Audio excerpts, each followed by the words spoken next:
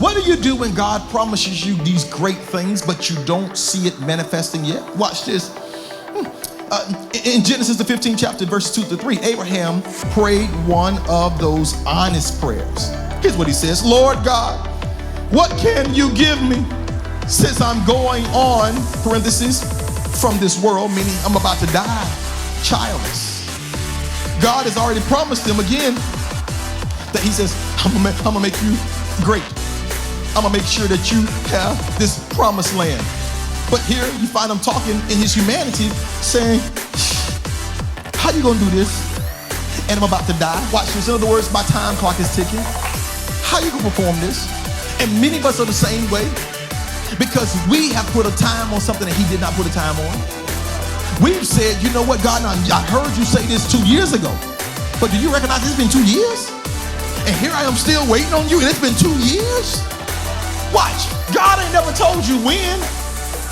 He just told you what.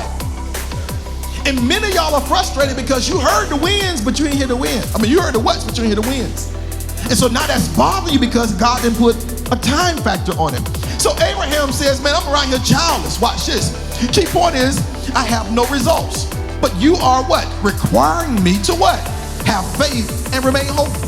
Some of y'all right now got a prayer request or a promise presented that you're still being told to be hopeful for, that has not produced itself to you yet. Abraham, just like all of us, what he became, he was frustrated and he became discouraged. But note this, he was looking at things from his perspective, and his perspective wasn't offering much hope. Here's my question to you. I know how you've been looking at stuff. What is it doing for you though? I know how you've been diagnosing this, how you've been examining this, how you've been doing surgery on this. I know what you've been doing, but what is it producing for you? Can I tell you that whenever I find that something is not producing what I thought it needs to produce, I always take a step back and see if I need to still work on this. If I ever find that something is wrong, but I know God told me something's gonna be right, I take a step back and say, God, I need you now to give me some clarity on this situation. I always go back and I begin to say, maybe I'm missing something. What is it that you're trying to show me? Because sometimes your promise is coming, but before your promise gets there, you got to go through the process. Because he wants to eliminate some stuff around you before you get to the promise. Watch this. Because God says, I don't want you to get to the promise and mess up because you didn't have a proper process. I don't want you to come to the promised place, and when you get to the promised place, you cannot even enjoy it because you're not prepared for the promise. It's like going on a cruise but having no money.